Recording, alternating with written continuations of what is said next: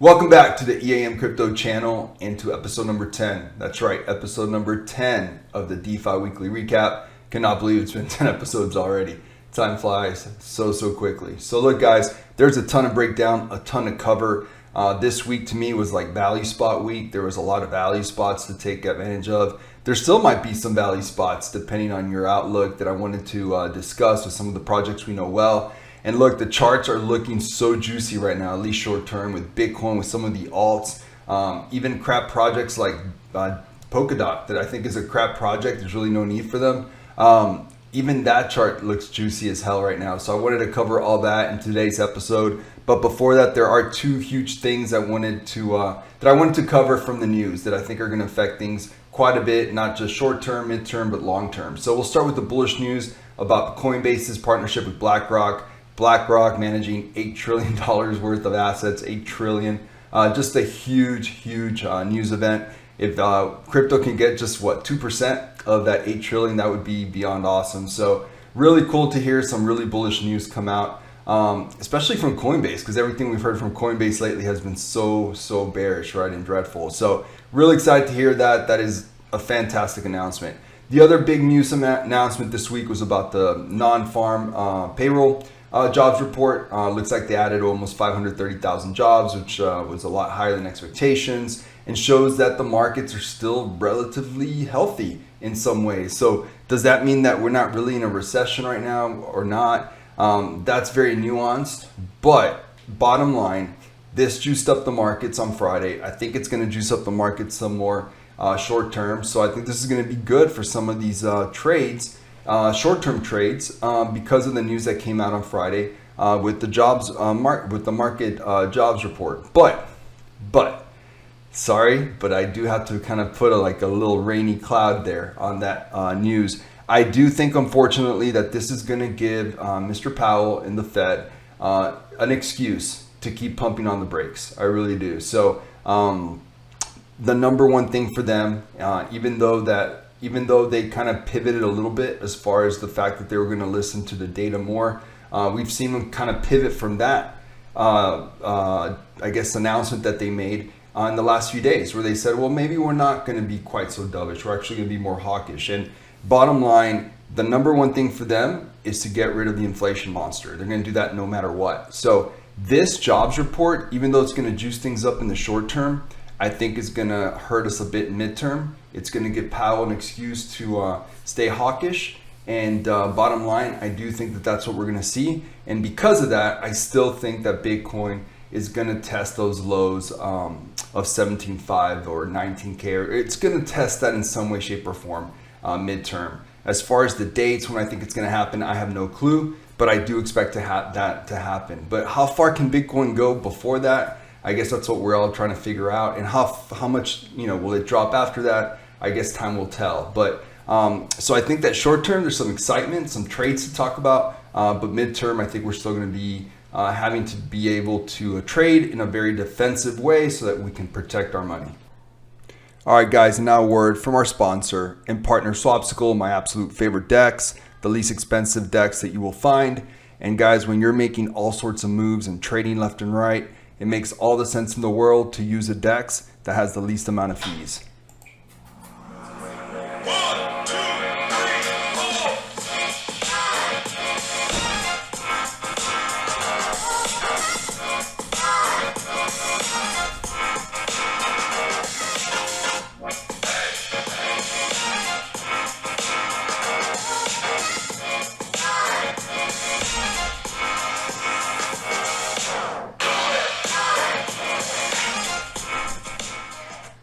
All right, guys, so go check out Swapsicle. I will have all the links in the video description below. All right, so before we talk about the DeFi projects that we know and love, let's dig in a little bit into BTC right here on the 4 hour. Yeah, it's been in this range still since mid-June.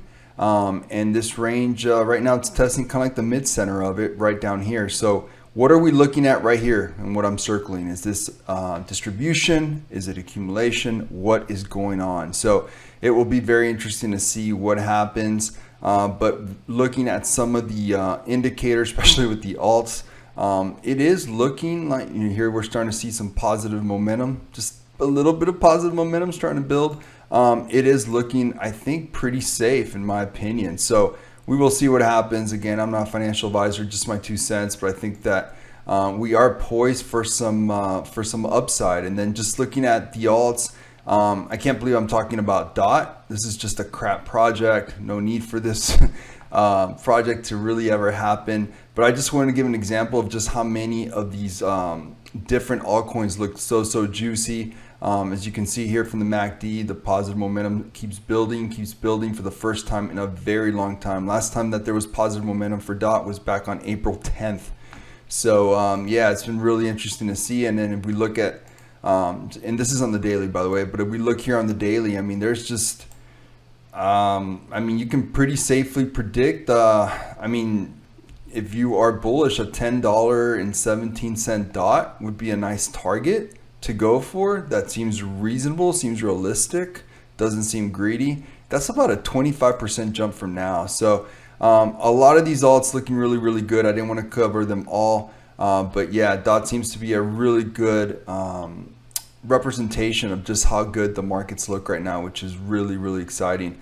So we'll see what happens. I mean, I was looking at some of the other ones, even ADA was showing some signs of possibly looking better as well. So we'll see what happens. Nothing may happen with Cardano, but yeah, looks like most of the markets are looking pretty good. And I think we might have a pretty fun and exciting week ahead. So let's dig into some of these assets. I think you guys already know how I feel about them as far as fundamentals, and how I feel about them as far as you know, my overall feel for the project. So I guess today let's just focus on the TA aspect of things. So let's start with Mshare, with Magik. Something pretty interesting here with Magik. I know it's been pretty dreadful since really this top right here of July 7th, and before that if I remember correctly, it went even higher than that. Yeah, it went up to the 60s. But one thing that I did want to point out that I noticed here, just from a technical analysis perspective, and again, guys, I'll say this every single time, these assets are very illiquid, very young. So traditional technical analysis, this is not the best way of implementing it, but for whatever reason, with some of these tune forks, it's been working with the rebase protocols.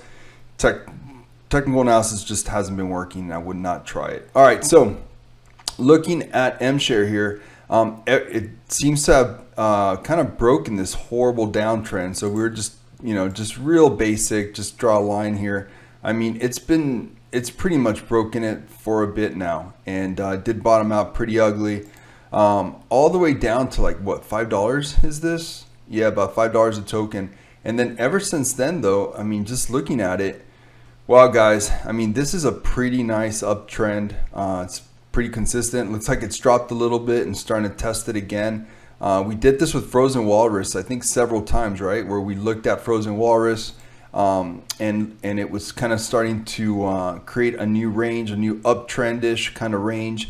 And this is what Mshare is doing right now. So from a traditional technical analysis, can't speak today, technical analysis perspective, this is not looking bad at all. So I do want to be very transparent. I own a bit of this asset on a couple of wallets, and so yeah, so I am definitely biased. I want to see this asset go up, but well, I guess from that other perspective, it looked a little better. So yeah, it could still keep on this range and go down quite a bit more, about another what? Well, not that bad, maybe like 7.5%. But yeah, so it could still have some down to it and still stay on this range. So again, this is just something that started on July 31st. That's about a week ago. But yeah, guys, this is not looking bad. So from a TA perspective, Mshare is looking really good. Usually the technical analysis represents something that's happening as far as fundamentals in the news, but sometimes it doesn't. But yeah, so let's keep an eye on that, and that is looking very bullish. All right, so let's look at, we do it every week, so we got to do it again. Let's look at wine. Is this a value spot? Is it not? I have not added to wine. And I guess I was playing around with it earlier today. Yeah, I just wanted to just show you guys a really basic line. Yeah, because what I wanted to show here is that even though it's starting to show a little bit of strength since it went down all the way down to $59 a token, still it hasn't really broken this trend line. So it's getting close though. So that is going to be something to watch. This is on the daily. So we have maybe another day or two. But yeah, by like, maybe even as early as tomorrow night, we should have a pretty good feel whether it's going to jump this creek or not. If it jumps this creek, it could be party time for wine. And, for those that caught it down here at 59, well done. Pretty aggressive move though, because you're basically trying to front run something positive. And you're kind of catching a falling knife, which I try never to do. But still, not bad if you did, but the real test is going to be about, I think, tomorrow. Let's see what it does. Can it jump the creek? And if it does jump this creek, I would expect a nice little jump up. So take a look at wine and let's see if it jumps the creek. That will be something to definitely watch. I own wine, I own grape. So again, guys, keep in mind, most of the assets I'm talking about, I own them. Some of them I own a bit, some of them I don't own that much. So just keep that in mind, but I'm trying to be as unbiased as possible. All right, so let's look at, nope, don't want to look at Titano. We don't own any of that, and I have no desire to own any. All right, so let's look at Wshare. Okay, Frozen Walrus. All right, guys, I did take some trades here this week. It got down as low as 52, 53, wow. So I caught it somewhere on 64, and I can't remember exactly what I saw at 64 that made me want to do it, to be quite honest. But I did, and it worked out pretty well. That's right. I thought that right here, I saw that happen. I thought, okay, that's a good enough time. So I went at 64 and then saw it drop some more and thought, uh-oh. But yeah, I got in at 64, which I was very happy with my position. Been waiting very patiently. And I did add on another wallet as well. And then I sold on one of my wallets. So I still hold some. So I do want to make sure that, again, I'm transparent about that, but I did swing trade this as well. But I did hold some because I think that it's a strong project. It's not going anywhere. And just really interesting to see how much it has fallen. If we just take a look at this, how far, so we were at 360, dropped all the way to like almost 50. Wow, guys, that is like 85% drop. Wow. Wow. So yeah, I mean, look at these. Jesus, those are some big falls. And yeah, I mean, we've been talking about this asset for a while now. And look at that nice little range right there that it had. And once it broke it, it got ugly, real fast. Started building another one. And once it broke that, it got ugly real fast. So again, for whatever reason with these illiquid tomb forks, traditional technical analysis has worked out pretty well for whatever reason. So we will wait and see. I mean, is this another value spot right now at 97 or not? Time will tell. It's really hard to say. And this is such a young asset, guys. It really is. So we will see. But I'm trying to stick to just the technical analysis perspective for today's episode. But this is a very strong project, with a good team. So yeah, I don't think they're going anywhere. And wow, talk about a value spot. Good God. All right, so another one I want to cover that's starting to really look like another fantastic value spot is Serenity Capital with their token Pebble. Look at this, guys. It's fallen quite a bit since the high of 978. And if we go on the daily, I think we'll see an even higher high. I think it was somewhere in the low 1000s. Yeah, 1056. So it's fallen quite a bit. So when I first got in, it was like at 180. 188, something like that, if I remember correctly, 160. And yeah, this is why you take profits in crypto. I took some profits, but still kept a bit of it. This is why you take profits though, because after a big run up, you want to be able to have something to show for it, right? So, and this is a perfect example of that. And yeah, this asset seems to have cooled off quite a bit. The volume is relatively low, only 17K in the last 24 hours. So, any decent sized trade is going to affect the price action quite a bit. And yeah, I'm still very bullish on Serenity Capital and Pebble as a whole. Good team. They have a lot going on as far as initiatives, and this could be another fantastic time to get in. Not as good as back before a couple weeks ago when it was down to 116. That is for sure, but it's a lot better value spot than that 1056. So keep an eye on this asset. I think there's a lot to look at there. What else do we want to cover today? Let's see, guys. Oh yeah, of course. Let's talk about MDB. This has been beautiful, absolutely beautiful. Look at this chart, guys, and it's still paying higher highs. Wow, this MDB has done something very, very nice.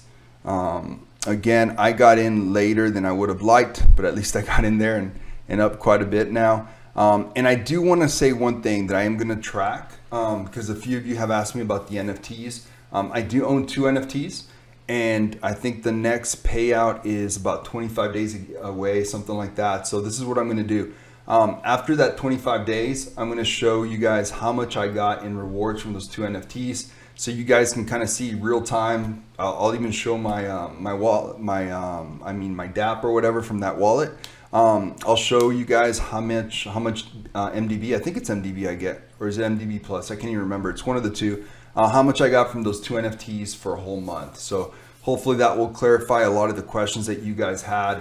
Guys, I'm the biggest NFT newbie, so I hate talking about new NFTs, and I hate it when I get questions about it, but I do want to be able to help out in whatever way I can and be transparent. So at the end of that time, during one of these recaps, I'll show you guys how much MDB or MDB plus, whichever it is, I got from 2 NFTs for a whole month. So but just the way it's broken down, you don't get to see anything for a whole month. But yeah, let's see what happens with MDB. But good God, what a bullish freaking asset. I mean, look at that chart, guys. So very exciting. Congratulations. It looks like it's holding strong at 1 cent. 1 cent. Very exciting. Very cool stuff. All right. I also wanted to look at HP real quick. Let's look at health points, which is survivor protocol. Okay. Ooh, they may have their first red can. Nope. Still another green candle. Good God. Ever since they went to V2, nothing but green candles. And look at that. They're finally getting better volume. Their volume was a bit low last time I checked. I think when we did the MA, they were averaging about 5K volume a day. Yeah, look at that. 17K of volume. They 3X their average volume over the last 24 hours. Very nice. I do see here that they got as high as 10 cents.